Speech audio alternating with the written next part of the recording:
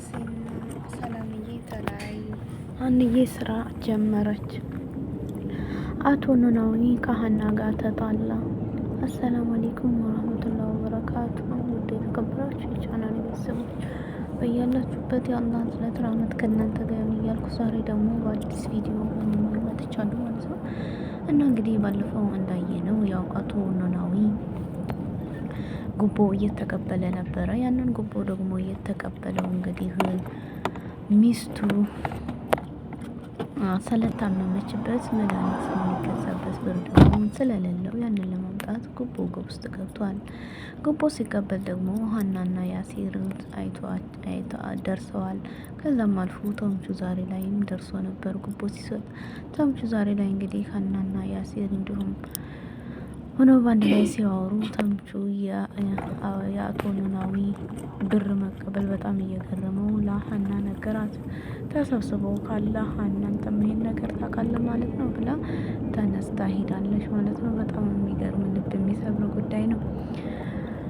እንግዲህ ፋኖሴ በጣም ስለታመመችበት እሱ ብር ፈልጎ ሚስቱን ሊያሳክም ነበር። ከዛም አልፎ ተርፎ ዛሬ ላይ እንግዲህ አቶ ኖላዊ እቤት ገብቶ ሀንዬም ስላየ ይቅርታ አድርግልኝ እያለ ቢለምናትም ሀና ግን ይቅርታ ልታደርግለት አልቻለችም። እንዳንተ አይነት ሌባ የለኝም ሀንዬን እንግዲህ ተረጅም እያለ እንደዚህ እያለቀሰ ቢለምናትም እሷ ግን ልትረዳው አልቻለችም። ሙስና አባት እኔ የለኝም ጉቦ የሚቀበል ሌባ ነህ እኮ። ሌባ እኮ ግዴታ ሰው ኬስ ገብቶ አይደለም። አንተ እኮ ሌባ ነህ። ምንድን ነው አባዬ ምንድን ነው እያለች አንተ አባዬ እና ልጅ አትበለኝ አባቴ አይደለም ያለው። ከዛም አልፎ ተርፎ እንግዲህ በጣም የሚገርመው ጉዳይ አቶ ኖላዊ ዛሬ ላይ ሰዎች መጥተው ያንን ሰውዬ እንግዲህ ዛሬ እንዴት አታስገቡኝ ስትለው እምቢ ብሎ ነበረ። ግን ሰውዬው ደግሞ ሸረኛ መሳይ መስሎ ውስጥ ያለውን ሌላ ጓደኛውን እያወራ ለውስጥ ያለው ሰውዬ ባለፈው ጉቦ ተቀብሎ አስገብቷል ብለህ ለአለቃው ንገርበት፣ እንደዛማ ከሆነ ከስራው ይባረራል ብሎ አስፈራርቶ ዛሬም ላይ አቶ ኖላዊ ጉቦ ተቀብሏል። ከዛም አልፎ ተርፎ እንግዲህ ቤትም ሲመጣ ሀና በጣም ስላኮረፈችው ተመልሶ ሂዶ መጠጥ ጠጥቶ መጥቷል። ፋኖሴ ደግሞ ዛሬ ላይ በጣም የአቶ ኖላዊ ጉዳይ ሲገርማትና ሲደንቃት ምን ሆነ ነው አቶ ኖላዊ በማለት ስጠይቀው እሱ ግን መልስ አልሰጠም። ከዛም አልፎ ተርፎ አፉን ስታየው ጠጥቷል። ለሰይ የባስ አትስተው ብለው እያመጣ ደገመው ነው የሚባላል። አንተም ደግሞ መጠጥ ጠጥተሃል በቃ ትናገሪ ብሎ አልጋው ላይ ከነጫማው ወርሮ ተኛ። አቶ ኖላዊ እንግዲህ ሀና ያንን ነገር ሲሰራ መጥፎ ስራ አንዳንዴ ከባድ ነው እና ስለደረሰችበት ያንን ነገር ግን ለፋኖስ ያልነገራትም እና እንግዲህ በጣም ግራ በሚገባ ሁኔታ ሆኗል። ዛሬ ላይ እንግዲህ ወይዘሮ ሜላትና እናቷ አስቱ አንድም ቀን ተስማምተው አያውቁም ነበር። ዛሬ ላይ በጣም ደግሞ ተጣልተዋል። ይሄ እነዚህ ልጆች አንቺ ዘልዛላ ስለሆንሽ ነው እንጂ እንዲህ ሆነው አንቺን ለመያዝ አይበቁም ነበር እያለች እየሰደበቻት ነበረ። ከዛም አልፎ ተርፎ እንግዲህ ወይዘሮ ሜላት ምንም ልታደርግ አልቻለችም። የቻለችውን ያህል ስራ የምትሞክር አልተሳካላትም።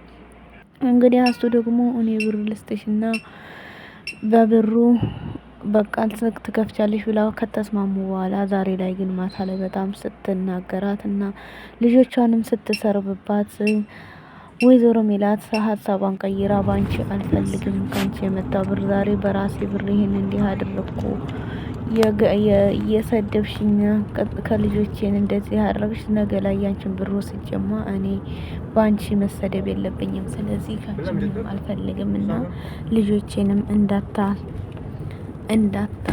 እንዳትሳደቢብኝ ብላ እንግዲህ ጠይቃታለች። ዛሬ ላይ በጣም የሚገርመው ጉዳይ ደግሞ መጣላታቸው ነው። እንግዲህ ተምቹና ያሲር ደግሞ በጣም የሚገርመው ጉዳይ ዛሬ ላይ ያጋጠመው ነገር ነው። ጉድ ነው እኮ እና አንዳንድ ጊዜ ደግሞ ያስቃል ማለት ነው። እንግዲህ የቀጠሯት ሰራተኛ ተብዬ ከያሲር ዛሬ ላይ እንግዲህ ትርፍ ገንዘብ ሙስና ስትቀበል አግኝታለች ማለት ነው።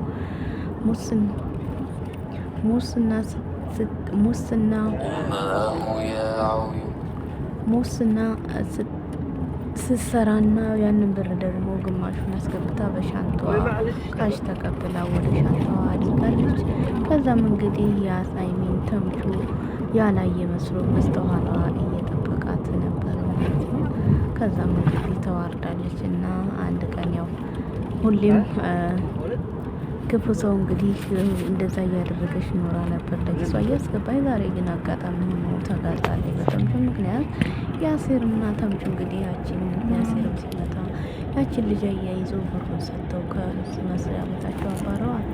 ከዛም እንግዲህ ዛሬ ላይ የያሲርና የተምቹ ሱቅ ሰው የለውምና እነሱ ደግሞ ማንበብ ስለማያውቁ እንዴት ብለው ነው የሚቀጥሉ? እስከዛም እንግዲህ ዛሬ ላይ ያሲርና ተምቹ ያንን ደብተር አንስተው ያ መጋረጃ ስንት እንደሆነ ለመናገር አቃታቸው። ምክንያቱም የተገዛበትን ዋጋ በስንት እንደመጣና በስንት እንደሚሸጡ አላወቁትም።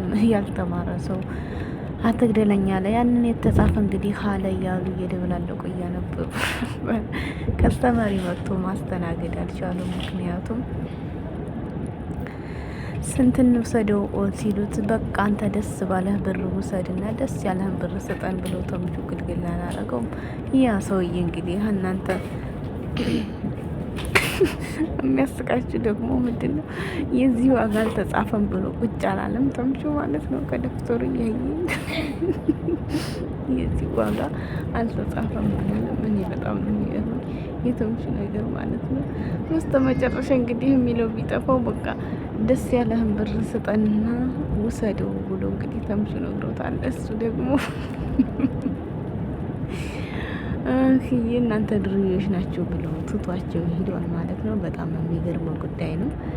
የተምቹና የያሲር ነገር በጣም ዘና ፈታም ያደርጋል አንዳንዴ ማለት ነው። ዛሬ ላይ እንግዲህ ወይዘሮ ሜላት ፋኖሴ ልትጠይቅ ሄዳለች። በዛ ቡና አፈላልታላታለች ማለት ነው። ስለ አቶ መስፍን ማስታባን ነበረ ግን ከአቶ መስፍን ጋር ያለውን ግንኙነት ድጋሜ ግን እንዳታነሽብኝ ስሙን የልጆችሽ አባት አይደለ እንዴ ሲሏ ስትላትም እንደ እሱን ብለው አንድ ቀን ቢደውሉ ወይ የሆነ ነገር አባቴ ቢሉኝ እኔ ጋር ተቆራረጥን እና ስለዚህ ተይኝ ፋኖሴ አታንሽብኝ፣ የት እንዳለው የት እንደወደኩ ምን እንደሆኑ ልጆቼ አንድ ቀን ጠይቆኝ አያውቅም እያለ ወይዘሮ ሜላት ከፍቷታል። ዛሬ ላይ በጣም ተናዳለች።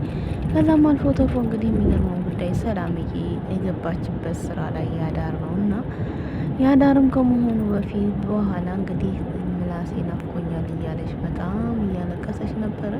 ከማልቀሷ የተነሳ ምላሴም ስራ ቦታ ሆኖ የሰላምን ሁሉ ነገር እያስታወሰ ስራ መስራት አልቻለምና ከስተመሩን ሂድልኝ አልጠርግልህም ብሎ አባሩ ሁሉንም ስራ ትቶ ወደ ሰላምዬ ዘንድ ነበር።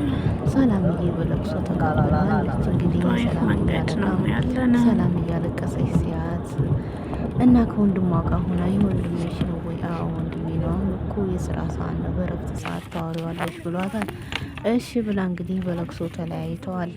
እወድሃለሁ ሲባባሉ ያ የሰላም እያላቃ ግን ግራ ገብቶታል። ፍቅረኛሽ ነው ወንድምሽ ነው ምንድን ነው እወድሃለሁ የምትይው እያላት ነበረ። አረ ወንድሜ ነው አንቺ በቃ ሊጨምርላችሁ እያለ ሰላምዬ ዛሬ እያለቀሰች እንግዲህ ስራዋን ተፋቀና እያለች ለመስራት ሞክራለች። በጣም የሚያሳዝነው ጉዳይ ግን ምላሴን በጣም ተግዟል። ምክንያቱም ሁሌም ከጎኑ ዘናም ፈታም እያደረገችው ሰላምዬ አብረው እየሰሩ ሳሉ ዛሬ ግን ተለይተዋለች። የተለይተውም ሄዳ የሄደችበት ስራ ቦታ ግን ምንም እየተመቻችላት ነገር የለም። ሁሌ የምታስበው ወንድሟን ነው። ከዛም አልፎ አልፎ ተርፎ ደግሞ የሚገጥመው ነገር የስራ ሁኔታ ግራ እያጋባት ነው። ሌሊትም እንቅልፍ አልትተኛም። ምክንያቱም አንድ ቀን ከቤት ወጣ ያላቅም እያለች ብትነግረውም በጭራሽ ግን የደላላ ስራ ቀን ትሄጃለሽ ብሎ ነበር ያስገባት። ስራው እስከ አዳር መሆኑን አላወቀችም። ከዛም ላይ እንግዲህ ተፍለፍ እያለች እየሰራች ነው። ዛሬ ሀና ስራ የጀመረችው ጽዳት ነው። አጋጣሚ ወይዘሮ ሜላት እንግዲህ የምን ጽዳት የባንክ ቤት ወይስ የሐኪም ቤት ከላይ ስትመጣ ሀንዬ ጽዳት ልታጸዳ ተገናኝተው ወይዘሮ ሜላት በድንጋጤ ራሷን ስታለች። ምክንያቱም ሀና ስራ አገኘሁ ነው እንጂ አለቻት። የስራውን ሁኔታ ግን ለወይዘሮ ሜላት ወይም ማንም አልተናገረችም። ግን ሁላችሁም ተከፋፍሎ ስራን ሳይንቁ እየሰሩ ነው። ሰላምዬ ከጫማው መድረጉ እንግዲህ ወደ መስተናግዶ ሄዳለች። ግን ይሳካል እውነት እንደዛ እያለቀሰች የሚለውንም ወደፊት የምናይ ይሆናል። ዛሬ ላይ እንግዲህ ሀና ፋኖሴ እና አባቷ ተገናኝተው ሙስና እንደሚበላ ለፋኖሴ ነገረቻት። ፋኖሴ ደግሞ ባለቤቷን ውጣልኝ ብላ አባረዋለች። እስከ ዛሬ የሚያበላሽ እኮ ትክክለኛ ብር ሳይሆን የሀራም ብር ነው። ፋኖሴ አባዬ ጉቦ ሲከፈል ደረስኩበት እውነት ነው ወይ ብላ ስትጠይቀው አዎ ግን ተረጂኝ እች ልጅ እንደዚህ ሁና ከኔ ማህፀኗ ውስጥ ያለው የኔ ልጅ ነው ታማምኩ ስትለኝ ቸገረኝ። ምን ላድርግ ሀንዬ እስቲ ተረዲ ስትል እሱ ደሷ ደግሞ ውጣልኝ ወይኔ እወጣለሁ ብላው ዋቶ ኖላዊ ጥሏት ከቤት ወጥቷል። ዛሬ ላይ እንግዲህ ፋኖሴና ኖላዊ ተጣልተዋል በጣም